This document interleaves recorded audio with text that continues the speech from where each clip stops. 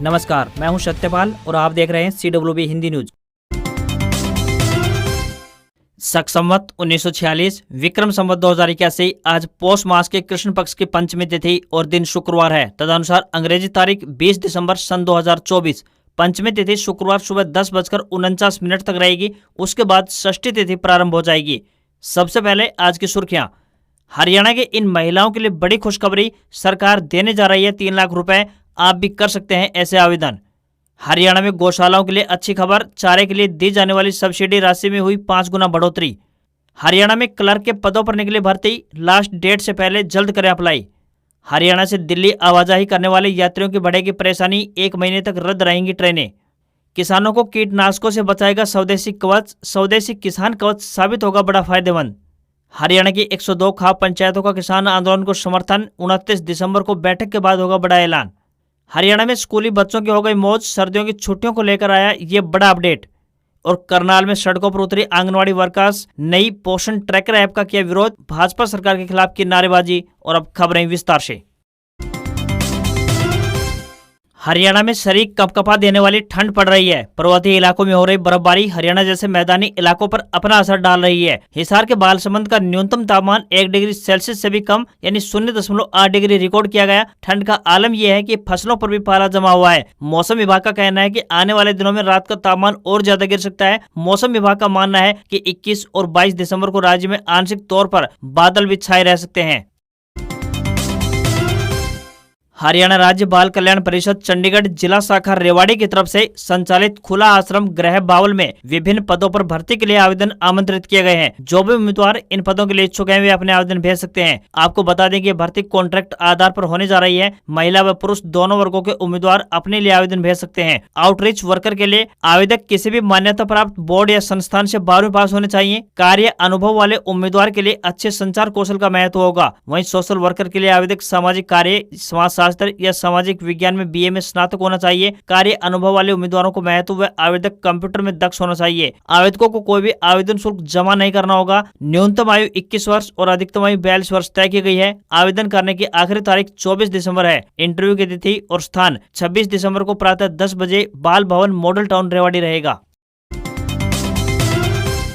हरियाणा के स्कूली बच्चों के लिए बड़ी खुशखबरी सामने आ रही है। पूरे उत्तर भारत में कड़ाके की ठंड इस समय पड़ रही है। बढ़ती ठंड को देखते हुए कई राज्यों में सर्दियों की छुट्टियों का ऐलान हो चुका है। वहीं अब हरियाणा के स्कूलों में सर्दियों की छुट्टियों को लेकर एक बड़ा अपडेट सामने आ रहा है। सरकार दिसंबर महीने में ही स्कूलों में सर्दियों की छुट्टी का ऐलान कर सकती है। हरियाणा के स्कूलों में दिसंबर के अंतिम सप्ताह में सर्दियों की छुट्टियां शुरू होने की उम्मीद जताई गई है। प्रदेश भर में शीतलहर का कहर जारी है। ऐसे में अब लगातार ठंड भी बढ़ने लगी है। वहीं बदलते हुए मौसम को देखते हुए सरकारी और निजी स्कूलों ने विंटर वेकेशन के लिए तैयारियां शुरू कर दी है। अब किसी भी दिन सरकार सर्दियों की छुट्टियों का ऐलान कर सकती है। राज्य के मौसम और ठंड की स्थिति को देखते हुए फैसला जल्द आ सकता है। वहीं पंजाब और चंडीगढ़ के स्कूलों में सर्दियों की छुट्टियों का ऐलान हो चुका है। पंजाब व चंडीगढ़ के स्कूलों में 25 दिसंबर से लेकर 10 जनवरी तक ठंड की छुट्टियां कर दी गई हैं।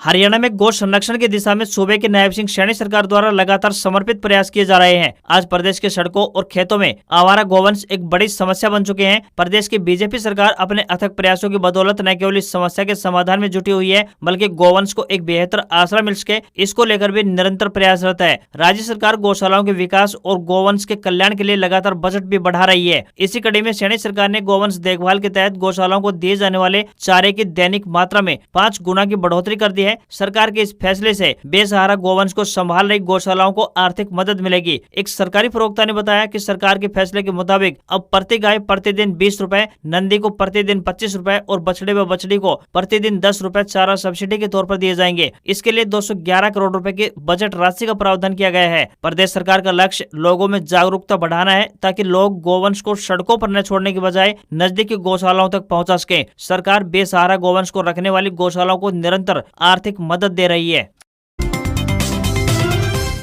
हरियाणा सरकार द्वारा गरीब और वंचित तबकों के लिए अनेकों योजनाएं चलाई जा रही हैं, जिसका लाभ पात्र लोग समय समय पर ले भी रहे हैं। इसी क्रम में सरकार द्वारा फैमिली आईडी की शुरुआत की गई थी, जिसके तहत सरकारी योजना को लाभ परिवार पहचान पत्र यानी PPP में दर्ज डाटा के आधार पर दिया जा सके। अब सरकार द्वारा परिवार पहचान पत्र में एक नए ऑप्शन जोड़े जा रहे हैं, जिनसे कि गृहिणियों और बेरोजगार युवाओं को सीधे तौर पर इसका फायदा होने वाला है। फैमिली आईडी में बेरोजगार युवाओं और गृहिणियों को पहचान दर्ज करने का ऑप्शन दिया गया है। इसका उद्देश्य ये है कि सरकारी योजनाओं को लाभ पात्र लोगों तक आसानी से पहुंचाया जा सके। कई सरकारी योजनाओं को यानी कई सेवाओं को फैमिली आईडी के साथ जोड़ा गया है, जिससे कि ऑटोमेटिक तरीके से जानकारी अपडेट होती रहेगी। वर्तमान में वृद्धावस्था पेंशन, विधवा पेंशन और विकलांग पेंशन योजना समेत कई अन्य योजनाओं को फैमिली आईडी से जोड़ा गया है। फैमिली आईडी को सही प्रकार से अपडेट करने से सरकार को बेरोजगारों और गृहिणियों का एक साथ डाटा मिल जाएगा। पात्र लोगों को ऑटोमेटिक इन सेवाओं को लाभ दे दिया जाएगा। फैमिली आईडी के अनुसार जो लोग बेरोजगार हैं, उन्हें सरकार द्वारा रोजगार योजना और बेरोजगारी भत्ता योजना का लाभ सीधे तौर पर दिया जाएगा। उन्हें रोजगार कार्यालय के चक्कर काटने की कोई जरूरत नहीं पड़ेगी। वहीं गृहिणियों की जानकारी अपडेट होने से सरकार द्वारा चलाई गई कल्याणकारी योजनाओं का लाभ भी उन्हें दिया जा सकेगा। अगर आप भी अपने परिवार पहचान पत्र में इन डिटेल्स को अपडेट करवाना चाहते हैं तो आप इसके लिए नजदीकी सीएससी सेंटर पर जाकर अपनी जानकारी को अपडेट करवा सकते हैं।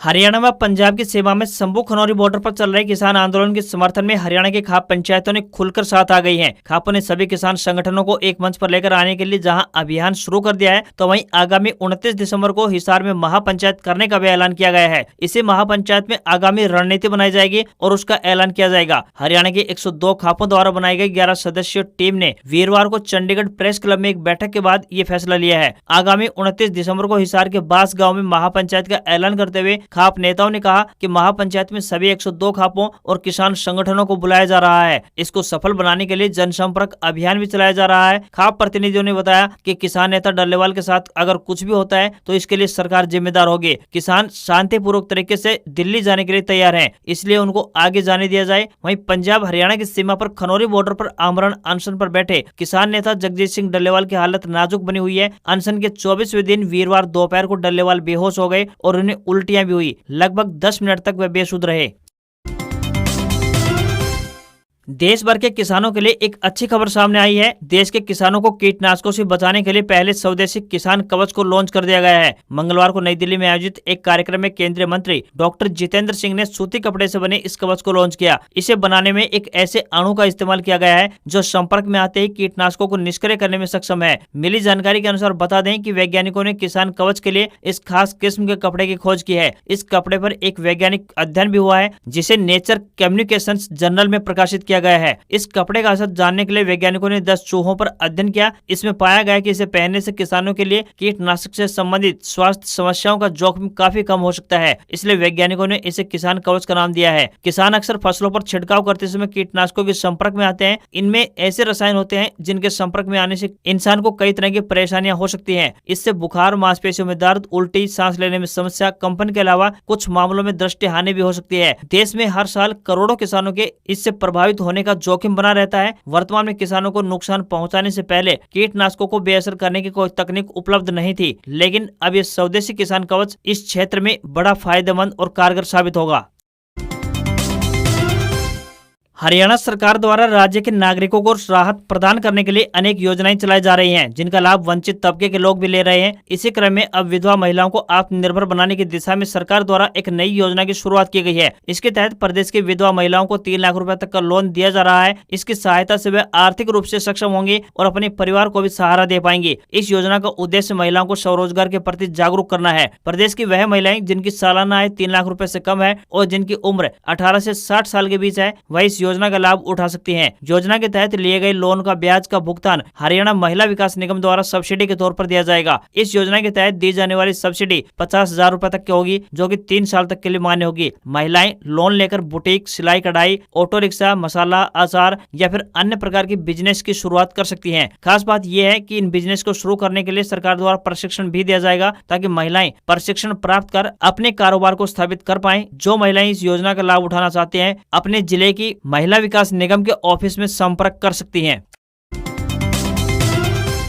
हरियाणा सरकार ने पलवल, नूंह और गुरुग्राम जिलों में होडल नूंह पटौदी मार्ग को 4 लेन बनाने के लिए हरी झंडी प्रदान कर दी है। वित्त मंत्री की अध्यक्षता में आयोजित स्थायी वित्त समिति की बैठक में मुख्यमंत्री नायब सिंह सैनी द्वारा इस मार्ग को 0 से 71 किलोमीटर यानी होडल नूंह तावड़ू बिलासपुर मार्ग से 4 लेन बनाने को स्वीकृति प्रदान कर दी है। नए बदलावों के तहत यदि सबसे कम बोली लगाने वाला किसी कारण से परियोजना को बीच में छोड़ेगा, तो अपने आप ही उसके बाद सबसे कम बोली लगाने वाले को यह परियोजना दे दी जाएगी। इस परियोजना का उद्देश्य होडल नूंह पटौदी मार्ग पर यात्रा करने वाले लोगों के आवागमन को सुगम बनाना है। इस परियोजना के 4 प्रमुख राष्ट्रीय राजमार्गों यानी Delhi Mathura Agra NH-19, Delhi Mumbai expressway, national expressway 4, Gurugram नू राजस्थान यानी NH-248A और दिल्ली जयपुर यानी NH-48 से भी कनेक्टिविटी बेहतर हो पाएगी। हरियाणा में रेल यात्रियों के लिए एक जरूरी अपडेट सामने आ रही है। दिल्ली के सकूर बस्ती रेलवे स्टेशन पर इंटरलॉकिंग कार्य किया जाएगा, जिसके चलते दिल्ली रोहतक रेलवे लाइन पर पैसेंजर व एक्सप्रेस ट्रेनें रद्द रहेंगी। इस रूट पर आवाजाही करने वाले यात्रियों की परेशानी बढ़ सकती है। हालांकि सप्ताह के बीच बीच में ट्रेनों का संचालन होता रहेगा। सर्दी के मौसम की शुरुआत से ही धुंध के चलते कई ट्रेनों को पहले ही रद्द किया जा चुका है। अब सकूर बस्ती स्टेशन पर इंटरलॉकिंग कार्य के चलते 1 महीने से ज्यादा समय तक दिल्ली रोहतक रेलवे लाइन पर ज्यादातर ट्रेनों का संचालन प्रभावित होने से रेल यात्रियों को असुविधा का सामना करना पड़ सकता है। दिल्ली रोहतक दैनिक रेल यात्रियों ने मांग करते हुए कहा कि जींद व भिवानी की ओर से जाने वाली कुछ ट्रेनों को सुबह व शाम बहादुरगढ़ रेलवे स्टेशन से संचालित किया जाए। नौकरी की तलाश कर रहे युवाओं के लिए एक सुनहरा अवसर है। डिस्ट्रिक्ट एंड सेशन जज करनाल में क्लर्क के पदों पर बम्पर भर्ती निकली है। यह भर्ती एडॉक आधार पर 6 महीने के लिए होने जा रही है। इच्छुक और योग्य उम्मीदवार भारतीय डाक के माध्यम से आवेदन कर सकते हैं। आवेदन करने की आखिरी तारीख 24 दिसंबर है। इन पदों के लिए उम्मीदवार का स्नातक पास होना आवश्यक है तथा उम्मीदवार को कंप्यूटर का ज्ञान होना भी चाहिए तथा अंग्रेजी टाइप में 30 शब्द प्रति मिनट की गति होनी चाहिए। उम्मीदवार के पास 10वीं कक्षा में हिंदी विषय रहा हो। किसी भी वर्ग के उम्मीदवारों को कोई भी आवेदन शुल्क जमा नहीं करना है, यानी ये फॉर्म बिल्कुल फ्री है। न्यूनतम आयु 18 वर्ष और अधिकतम आयु 42 वर्ष होनी चाहिए। इन पदों के लिए आपको ऑफलाइन आवेदन भेजने होंगे। उम्मीदवारों से विनम्र निवेदन है कि भर्ती के लिए आवेदन करने से पहले आधिकारिक विज्ञापन अवश्य देख लें। हरियाणा के सीएम नायब सिंह सैनी गुरुवार को कैथल जिले के पुंडरी स्थित नई अनाज मंडी में जनसभा करने पहुंचे। जनसभा को संबोधित करते हुए सीएम ने कहा कि जवाहरलाल नेहरू से लेकर इंदिरा गांधी, राजीव गांधी और फिर सोनिया गांधी के रहते कांग्रेस में डॉक्टर अंबेडकर का सबसे ज्यादा अपमान हुआ है। उन्होंने कहा कि राहुल गांधी को यह भी नहीं मालूम कि संविधान की किताब में आखिरकार लिखा क्या है। वह उस पवित्र किताब को अपमानित करने का काम करते हैं। सीएम ने आगे कहा कि कांग्रेस के पास ना कोई नीति है और ना ही नीयत। उनके पास कोई ऐसा नेता नहीं है जो कांग्रेस को दिशा दे सके। वह झूठ का सहारा लेकर लोगों को बरगलाने का काम करते हैं। सीएम ने कहा कि पुंडरी विधानसभा क्षेत्र में विकास कार्यों के लिए 5 करोड़ रुपए दिए जाएंगे। इसके अलावा यहाँ के सरकारी स्कूलों का 5 करोड़ रुपए से नवीनीकरण भी किया जाएगा। वहीं लोक निर्माण विभाग की नई सड़कों के लिए 10 करोड़ रुपए की ग्रांट दी जाएगी। उन्होंने यह भी कहा कि कैथल करनाल पुंडरी बाईपास बनाने के लिए फिजिबिलिटी कराई जाएगी। इसकी रिपोर्ट आने के बाद इसे बनाने का फैसला लिया जाएगा। वहीं सीएम के आगमन से स्थानीय लोगों को उम्मीद थी कि वे पुंडरी को सब डिवीजन का दर्जा देंगे। हालांकि सीएम ने कहा कि इसके लिए कमेटी बनाई गई है। उनका रिपोर्ट आने के बाद ही इस बारे में फैसला लिया जाएगा। हरियाणा के करनाल में आंगनवाड़ी वर्कर्स एवं हेल्पर यूनियन ने नए पोषण ट्रैकर के विरोध में सड़कों पर उतरकर प्रदर्शन किया। आंगनवाड़ी कर्मचारियों ने सरकार के खिलाफ जोरदार नारेबाजी की और आंगनवाड़ी वर्करों के साथ बातचीत करके ट्रैकर ऐप में जरूरी सुधार करने की मांग की। इसके अलावा आंगनवाड़ी वर्करों को सरकारी कर्मचारी का दर्जा दिए जाने, न्यूनतम वेतन लागू करने की मांग को लेकर भी प्रदर्शन कर रहे हैं। जिला सचिवालय में हरियाणा महिला एवं बाल विकास मंत्री के नाम पर ज्ञापन सौंपा गया। उन्होंने सरकार को चेताया कि अगर यूनियन की मांगों की तरफ ध्यान नहीं दिया गया तो आगे उग्र प्रदर्शन होगा। अपनी मांगों का जिक्र करते हुए कहा कि नया पोषण ट्रैकर हमारे लिए जी का जंजाल बना हुआ है। इसको बंद तो नहीं किया जा सकता, लेकिन इसमें सुधार जरूर किया जा सकता है, जिससे कि आंगनवाड़ी वर्करों को काम करने में सहूलियत हो सके। प्रदर्शनकारियों का आरोप है कि सरकार ने यूनियन की मांगों को जायज भी ठहराया है, लेकिन मांगों को पूरा तक नहीं किया जा रहा। सरकार की तरफ से सिर्फ आश्वासन दिए जाते हैं। दिल्ली एनसीआर समेत उत्तर भारत में तापमान में गिरावट जारी है। दिल्ली में शिमला के बराबर ठंड पड़ रही है। दोनों जगहों पर न्यूनतम तापमान 5 डिग्री सेल्सियस के आसपास बना हुआ है। राजस्थान के करौली में तापमान 1.3 डिग्री सेल्सियस पहुंच गया। सीकर, झुंझुनू समेत कई जगहों पर पत्तों में जमी हुई बर्फ देखने को मिल रही है। यहाँ 4 से 5 दिन तक सर्दी और शीतलहर जारी रहेगी। मध्य प्रदेश में 23 दिसंबर तक कड़ाके की ठंड पड़ेगी। तो वहीं जम्मू कश्मीर के कई हिस्सों में पारा माइनस से नीचे चल रहा है। कई जगहों पर नदियां और झरने जमने लगे हैं। श्रीनगर में तापमान -6 डिग्री सेल्सियस रिकॉर्ड किया गया। लद्दाख के ज्यादातर इलाके बर्फ से ढके हुए हैं। कारगिल में तापमान -13.5 डिग्री सेल्सियस रिकॉर्ड किया गया। वहीं लेह में 11.2 डिग्री सेल्सियस तापमान रिकॉर्ड किया गया। आज ईस्ट राजस्थान में घना कोहरा देखने को मिल सकता है। शीतलहर चलने का भी अनुमान है। साथ ही पंजाब, हिमाचल प्रदेश, हरियाणा व जम्मू कश्मीर में शीतलहर चलने का अनुमान मौसम विभाग ने व्यक्त किया है। सेंसेक्स 964 अंकों की गिरावट के साथ 79,218 के स्तर पर क्लोज हुआ। वहीं निफ्टी में भी 247 अंक की गिरावट देखने को मिली और ये 23,951 के स्तर पर बंद हुआ। बैंक, मेटल और आईटी शेयरों में सबसे ज्यादा गिरावट रही। निफ्टी, बैंक, मेटल और आईटी सभी इंडेक्स 1% से ज्यादा नीचे रहे। हालांकि फार्मा और हेल्थ केयर इंडेक्स में 1.5% से ज्यादा की तेजी रही। फेडरल रिजर्व के ब्याज में कटौती से सोने व चांदी के दाम में बड़ी गिरावट रही। 10 ग्राम 24 कैरेट गोल्ड का भाव 645 रुपए गिरकर 76,013 रुपए पर पहुंच गया। चांदी का भाव भी 2,025 रुपए कम होकर 87,035 रुपए पर पहुंच गया। हालांकि आने वाले दिनों में सोने व चांदी में फिर से बढ़त देखने को मिल सकती है। दिल्ली में 10 ग्राम 22 कैरेट सोने की कीमत 70,850 रुपए और 10 ग्राम के 24 कैरेट सोने की कीमत 77,280 रुपए पहुंच गई है। आज खबरों में बस इतना ही। देखते रहिए आपका अपना हरियाणा का सबसे बेहतरीन news channel CWB Hindi news. नमस्कार। इसी आशा के साथ आपका दिन शुभ रहे।